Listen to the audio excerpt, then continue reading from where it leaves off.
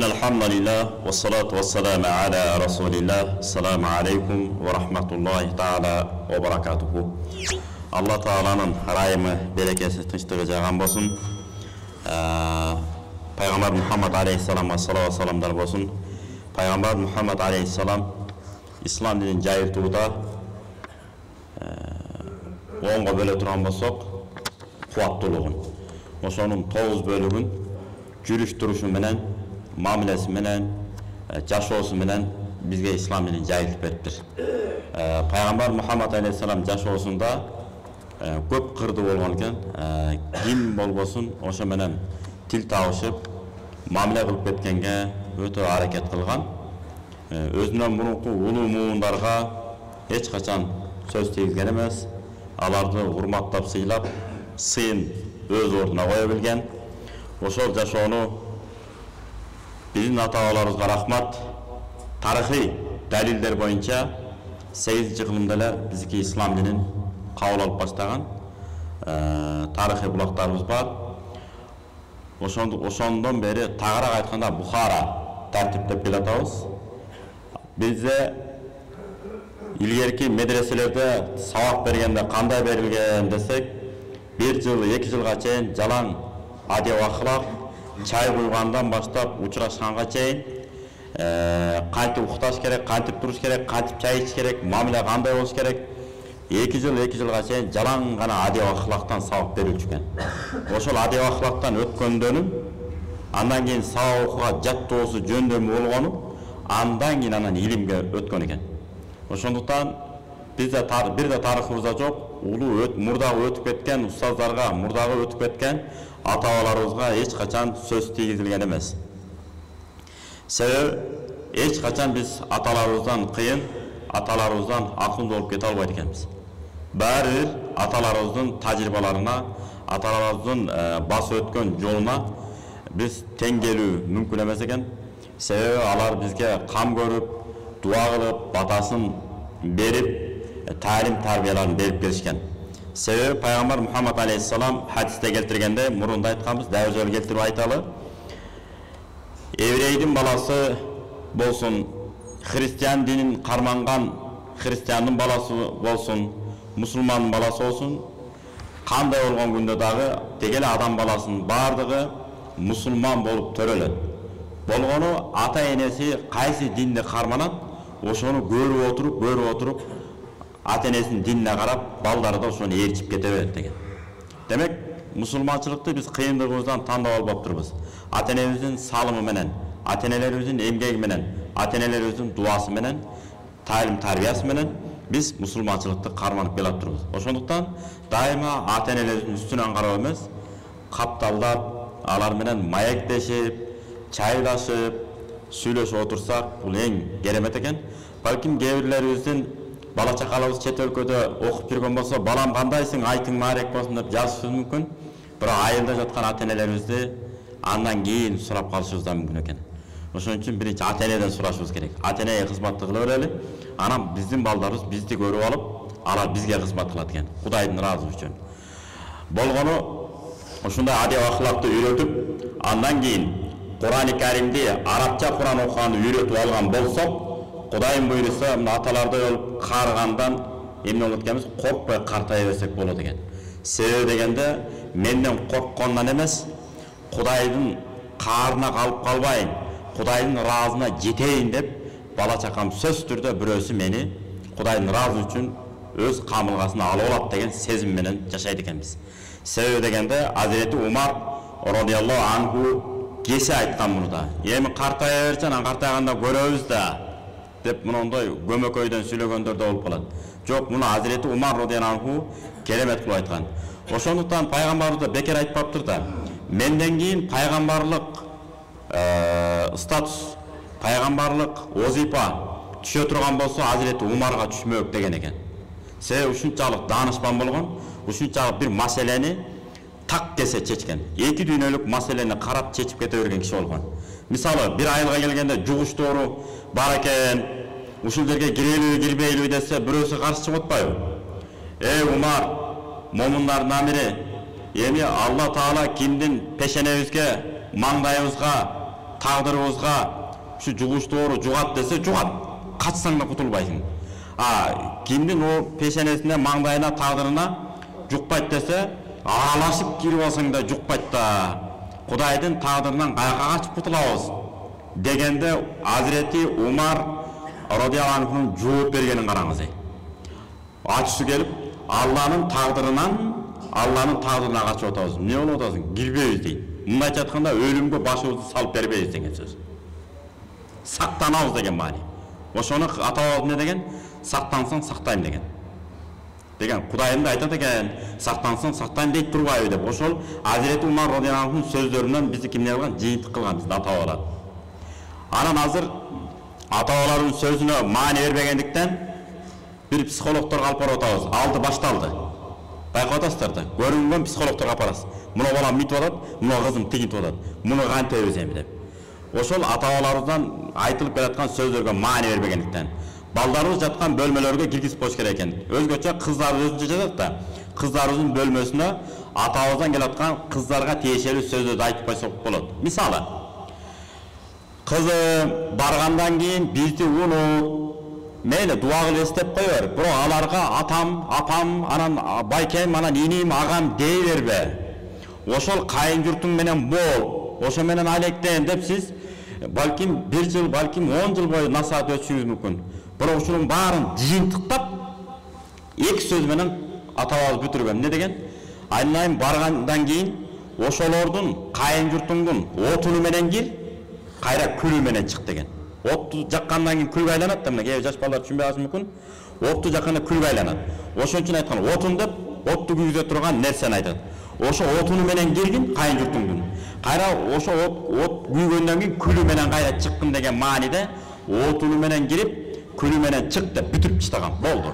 Демек мен күйөөгө чыктым, мен ушу кайын журтум менен сиңишип, алар менен аралашып кетишим керек деген ар бир кызыбыздын мээсине эмне болот экен? Кирип сиңип калат экен. Мына ошондуктан ажырашуу болгон эмес. Уят болот деген термин да сонун болгон илгери. Уят болот, уят эмеспи десе, эки бети кызарып, жаман болчу эле. Мен чоң атамда көрүп калгам. Далайки кыз келиндерди жараштырып, анда да талак менен ажырашкан эмес, таарынышып эле кете берген. Ошондуктан тарыхый китептерди көп окуйлуу, макал-лакап китептерди көп окуйлуу. Анан кийин пайгамбардын өмүр баяны, сахабалардын өмүр баяны окуган сайын рахат үстүнө рахат, маанисине маани чыга берет экен. Улам, пайгамбар муну бекер айтпаптыр да, бекер митпептир деп. Мына ошонун далили Азирети Умар радиаллаху анху не деген? Жана балдар боюнча. Бычак асапты бирөө эле чыгат деп атпайбызбы? Муну Азирети Умар радиаллаху анху не деген? Силер көп балалуу болгула. Кайсынысы аркылуу ырыскы таап жериңерди билбейсиңер деп атат. Силер көп балалуу болгула. Кайсынысы аркылуу ырыскы таап жериңерди билбейсиңер деп. Кудай Таалам 10 бала берсе, айталы 7 эркек 3 кыз дейли. Мисал. Ошол 7 балаңыз ичинен же улусу, же экинчиси, же үчүнчүсү, балким ортоңку балаңыз, же балким кичи балаңыз иши кылып бирөөсү гана чыгат экен. Атамды, апамды мына мен карайм деп. Калганы иштерман болуп, занятой мындай бош эмес киши болуп, бир делегаттарга жолуга алган киши болуп, иши кылып бирдемкө шылтоо таап, сиздин жаныңызга жолобойт экен. Ар демкени шылтоолоп. Чыныгы баягы жүлүнү бекем, жүлүнү бош эмес. Кайраттуу балаңыздын бирөөсү чыгат экен, мен ата-энемди карайм. Болду деп туруп чечет экен да, келип карайт экен. Ошондой бала бүгүнкү күндө биз тарбияладыкпы, тарбиялаган жокпузбу, тарбиялап атабызбы, же тарбиялалбай эле алардын айтканы менен унчукпай ээрчип, ыктыда кылып жүрөбүзбү, муну бир Кудай билет. Ошон үчүн пайгамбар Мухаммад алейхиссалам кесе айткан. Кыямат күнгө жакын аялдары кыбыласы болуп калган эркектер чыгат деген. Муну пайгамбар алдынан эле айткан. Кыямат күнү кыбыласы аял болуп калат. Кыбыласы деген кандай? Мага карап намаз окубайт, бирок айтканы менен, нугу менен болуп калат. Айтканы менен эмес, ишараты менен болуп калат десек да, дагы жетет экен, дагы. Митип коет, сырт бияка болосуз, митип коет, бияка болосуз. Митип коет, бул сөздү баштайт. Башын митип титиретип койсо, сөзүңүздү токтотуп аласыз, тилиңизди жутуп. Ошондой муундар пайда боло баштады. Ошондон Кудайыбыз сактасын. Ошондуктан атабыз, энебиз бар. Тескерисинче сиз митип турушуңуз керек. Митип койсоңуз, кандай гана акылдуу аял, кандай гана сөзгө чебер аял болбосун, мындай жүрөгүң айтчы, кандай эркектин аял болгуң келет десеңиз, турмушка чыга элек, кыз бала болсо. Мені отур дегенде отырғызып, тур дегенде тұрғызып, жана мени кадырлап бактай турган даана бир эркек болсо ошонун аял болгум келет дейт экен. Кандай гана аял болбосун.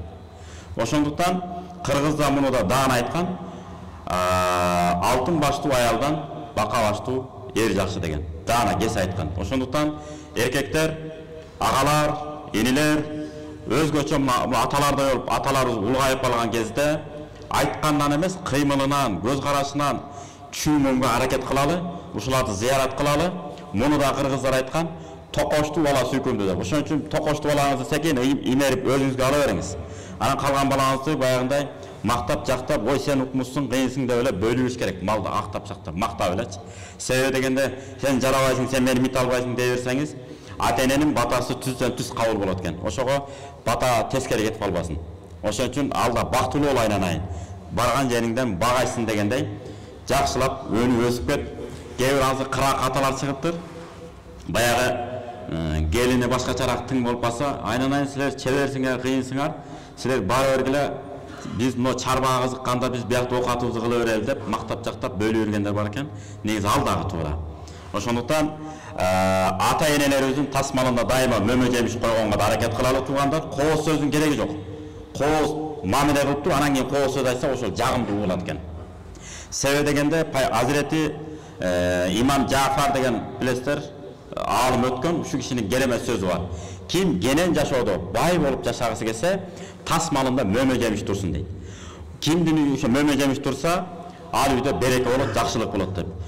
Көрсө, улгайып калган, жаш кезде гана өздөрүнүн окатын өздөрү кылып алат. Өзгөчө улгайып калган кезде көтөрүнүп, мөмө жемиш менен, тамак аш, азык түлүк менен көтөрүнүп барсаңыз, ата-энеңизге да башкача жагымдуу көрүнүш экен бул.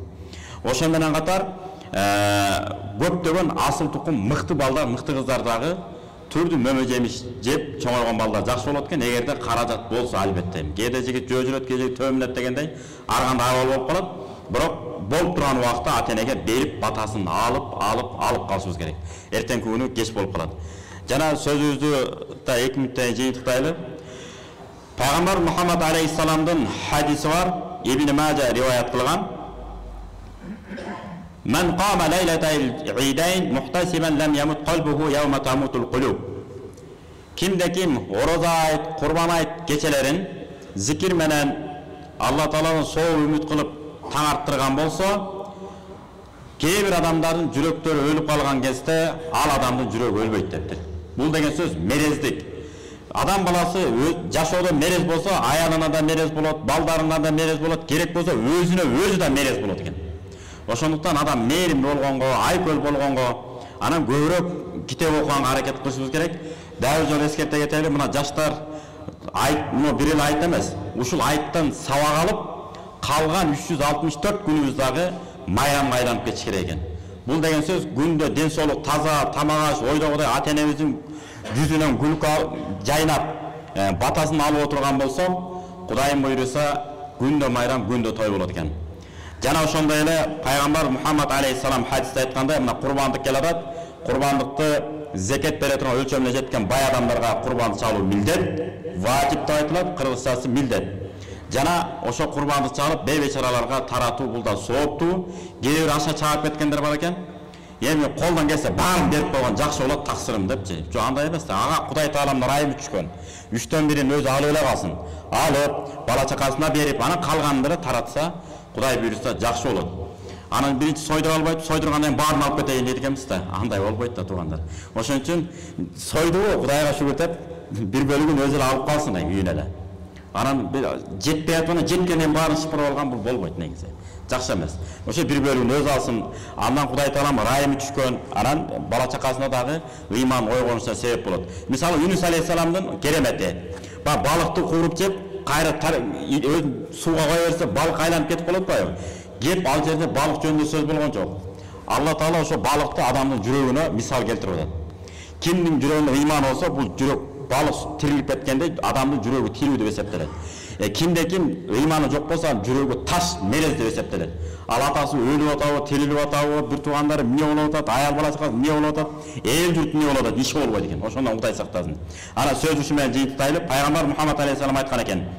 Курбанды чалуу бул эмне деген, мынча курбандын баарын эмне кыласың деген экен да. Пайгамбарыбыз 60 бодон өз колу менен союп, чарчанып калгандан анан Азирети Али радияллаху анху алып союп, не кылган?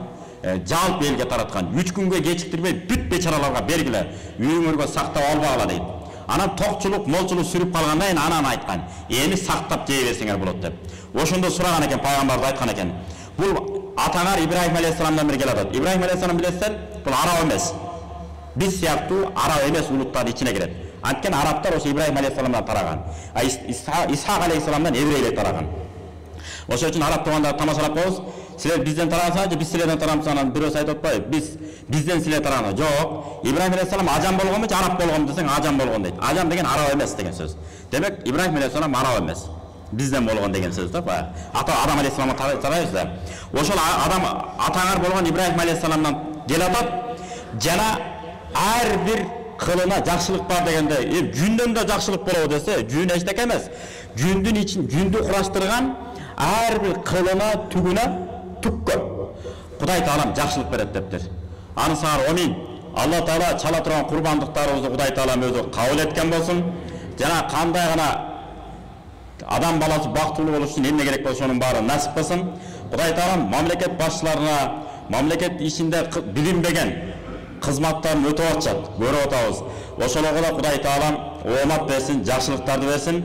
Жана мамлекетибиздин атын ааламга, даңкын далага жеткире турган, ардуан акчага же башка нерсеге абийирин, ыйманын, элибиздин келечегин алмаштырып койбой турган мыкты даанышман, даанакер, жетекелерибиздей даанышман, жана мурунку улуу инсандарыбыздай улуу жетекчилерибиз Кудай Таалам көптөп чыгарсын. Жана ушул жерде отургандардан аалымдарды, каарыларды, эл багар, журт багарларды Кудай Таалам өзү чыгарган болсун. Такбир ташрифти айтуу менен сөзүбүздү жыйынтыктайбыз. Аллаху акбар, Аллаху акбар, ла илаха иллаллаху, Аллаху акбар, ва лиллахил хамд. Аллаху акбар. Такбир ташриф кече башталган, 5-күнү асырда токтойт. Көңүл бурганыңыздарга рахмат. Ассаламу алейкум ва рахматуллахи ва баракатух.